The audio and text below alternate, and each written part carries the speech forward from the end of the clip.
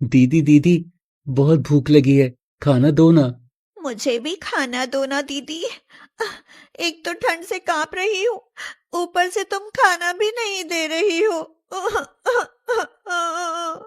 बंटी और निधि को भूख से तड़पते रोते देख आशा और आरती की आंखें भर आती हैं और वे रोते हुए बिशन और सरिता को याद करने लगती हैं।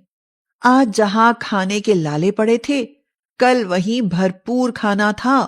अरे भाई बच्चों, आओ आओ, हम सब बैठकर खाना खाते हैं। बापू, मैं आपके हाथों से खाना खाऊंगा। और मैं भी बापू। हाँ हाँ, मेरे हाथों से खाओ। लो, मैं खिलाता हूँ। आ जाओ। बंटी, निधि, बापू को खाना खाने दो। तुम दोनों मेरे पास आओ, तुम्हें मैं खिलाती हूँ। आशा और आरती बेटी, तुम अपना खाना खाओ। बंटी और निधि को तुम्हारे बापू खिला देंगे। माँ, खाना तो बहुत स्वादिष्ट बना है। तभी तो कहती हूँ, खाते वक्त बातें करना छोड़ खूब पेट भर कर खाया करो। हमारे घर में खाने की कमी थोड़ी ना है। यही सोचकर आशा और आरती घर की रसोई में खाली बर्तन देखकर सिसक सिसक कर रोने लगती हैं। दीदी, घर में तो खाने के लिए कुछ भी नहीं है। आरती, लगता है खाना तो माँ और बापू अपने साथ ही ले गए। यहाँ तो सिर्फ भूख ही छोड़ गए हैं। ऐसा मत बोलो दीदी, भगवान ने भूख दी है तो खाना भी जरूर देगा। दीदी, क्या माँ नहीं है, इसीलिए खाना नहीं मिलेगा? ऐसा मत बोल बंटी मेरे भाई, मैं हूं ना, मैं दूंगी तुम्हें खाना। कुछ दिन पहले तक सब कुशल मंगल था। आशा, आरती, निधि और बंटी अनाथ नहीं थे। बिशन और सरिता मेहनत मजदूरी करके अपने बच्चों को खूब अच्छे से खिला पिला रहे थे कि तभी एक दिन अचानक ही चल बसे। एक हादसा उनको मौत की नींद सुला गया। बापू, माँ, वापस आ जाओ ना। भला ऐसे भी कोई नाराज होकर जाता है। दीदी दीदी, माँ और बापू को आग में क्यों जला रहे हो? बंटी, माँ और बापू मर गए हैं। दीदी, क्या माँ और बापू अब कभी वापस नहीं आएंगे? मैं हूं ना बंटी, तुम सब रो मत, मैं तुम सबका अच्छे से ख्याल रखूंगी। बिशन और सरिता की मौत के समय ठंड का मौसम था। जमकर ठंड पड़ रही थी। ठंड क्या, मानो आसमान से बर्फ ही गिर रही थी। बदन की कुल्फी जमा देने वाली ठंडी हवा कच्ची झोपड़ी में बेरोक टोक घुसी चली आती थी और बच्चे इस ठंडी हवा के कारण कांप उठते थे। दीदी, एक तो भूखे पेट नींद नहीं आ रही और ऊपर से ये ठंडी, मुझसे तो सहन नहीं हो रही। सहन तो हमसे भी नहीं हो रही, रोम रोम कांप रहा है। बस किसी तरह आज की रात काट लो, कल सुबह उठते ही मैं तुम सबको भर पेट खाना खिलाऊंगी।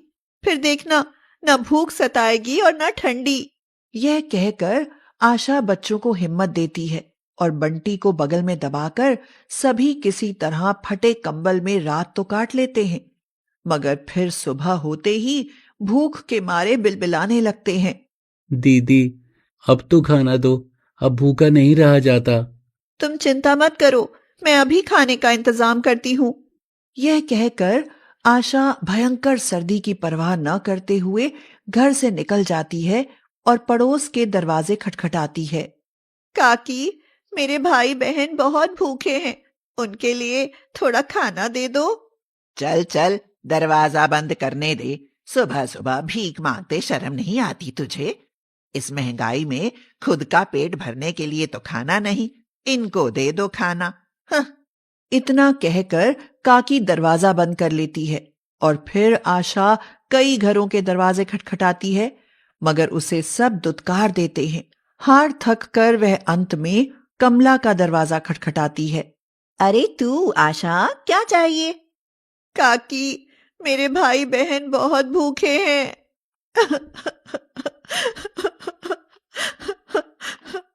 यह कहकर आशा फपक फपक कर रोने लगती है। अरे रो मत बेटी आशा, तेरे बहन भाई भूखे हैं तो उनको खाना मैं दे दूंगी। सुन, उनको खाना खिलाने के बाद ना तू और आरती मेरे पास चली आना। पर वो क्यों काकी? क्योंकि मैं तुम सबके खाने का इंतजाम कर दूंगी।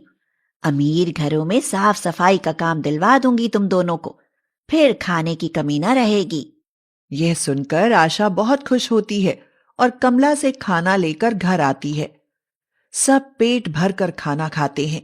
फिर आशा और आरती उसी दिन से कमला की मदद से अमीर लोगों के घर साफ सफाई का काम करने लगती हैं।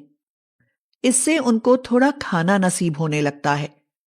एक दिन आशा और आरती काम करके घर लौट रही होती हैं तो देखती हैं बंटी और निधि ठंड से कांपते हुए सड़क पर भीख मांग रहे हैं।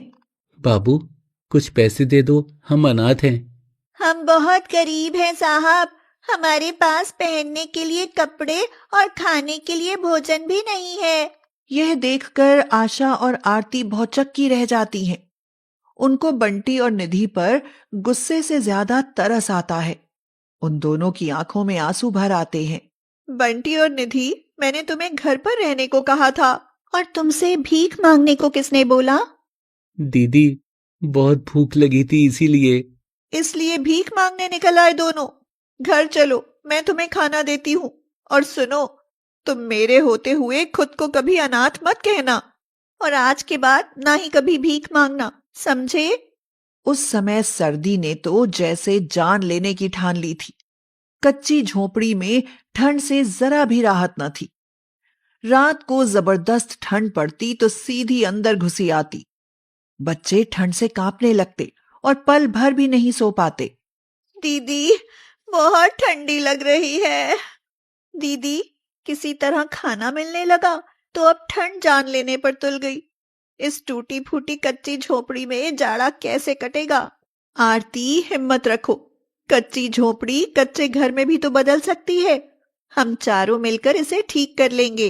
पर कैसे दीदी? ठीक वैसे ही जैसे माँ और बापू मिट्टी से करते थे। तुम सब मिट्टी लाना और मैं मिट्टी लगाऊंगी। बस यह फैसला करते ही अगले दिन आरती, निधि और छोटा बंटी ठंड की परवाह न करते हुए मिट्टी लाने में लग जाते हैं और आशा उस मिट्टी से घर बनाने में। 3-4 दिन में ही वे टूटी फूटी झोपड़ी को मिट्टी के सुंदर घर में बदल देते हैं। आरती, लो, बन गया हमारा मिट्टी घर। दीदी, अब हमें कोई चिंता नहीं, घर और खाना दोनों नसीब हो गए। मिट्टी का घर बन जाने से अब उन सबको ठंडी रात में भी ठंड न लगती और वे सब चैन से सो जाते। आशा और आरती काम करती और बंटी और निधि घर रहते। कुछ दिन तक तो सब आसान हो जाता है, मगर फिर एक दिन अचानक ठंड उन पर एक नई आफत लेकर आती है। बंटी को अचानक बुखार आ जाता है। बंटी, बोलो बंटी, तुम ठीक तो हो ना? दीदी, मुझे बहुत ठंड लग रही है। दीदी, बंटी तो बुखार में तप रहा है और हमारे पास पैसे भी नहीं है। अब क्या करें? इसे अस्पताल ले चलते हैं। डॉक्टर से हाथ जोड़कर इसका इलाज करने की प्रार्थना करेंगे। और अब कर भी क्या सकते हैं? भयंकर ठंड में वे सब बंटी को लेकर अस्पताल जाती हैं, मगर उन्हें अस्पताल में घुसने ही नहीं दिया जाता। वे बंटी को लेकर सड़क पर ही बैठ जाती हैं। उस समय ठंड बर्फ बनकर गिर रही थी। आशा और आरती रोए जा रही थी। इलाज तो दूर, यहाँ तो कोई गरीब को अस्पताल तक में घुसने नहीं दे रहा। हे भगवान, कोई तो हमारी मदद के लिए भेजो। दीदी दीदी, मुझे बचा लो दीदी। बंटी यह कह ही रहा होता है कि तभी अस्पताल के बाहर एक कार आकर रुकती है और कार में से एक अमीर औरत बाहर आती है और पूछती है, तुम सब रो क्यों रही हो और इस बच्चे को क्या हुआ है? आशा रोते हुए उस औरत को सारी बात बताती है तो वह औरत कहती है, मेरा नाम कौशल्या है, मैं भी एक डॉक्टर हूं। आप सब रोइए नहीं, मेरे साथ आइए, इस बच्चे का इलाज हो जाएगा। यह कहकर कौशल्या उनको अस्पताल ले जाती है और बंटी का इलाज हो जाता है। वे सब कौशल्या का हाथ जोड़कर धन्यवाद करती हैं। आपका यह एहसान हम हमेशा याद रखेंगे डॉक्टर जी। उसकी कोई जरूरत नहीं है। आज से आप सब हमारे साथ ही रहेंगी। तुम और यह आरती हमारे अस्पताल में काम करना और इस निधि और बंटी को स्कूल में पढ़ाना। यह सुनकर तो आशा और आरती की खुशी का ठिकाना नहीं रहता। वे दोनों डॉक्टर की बात को तुरंत मान लेती हैं।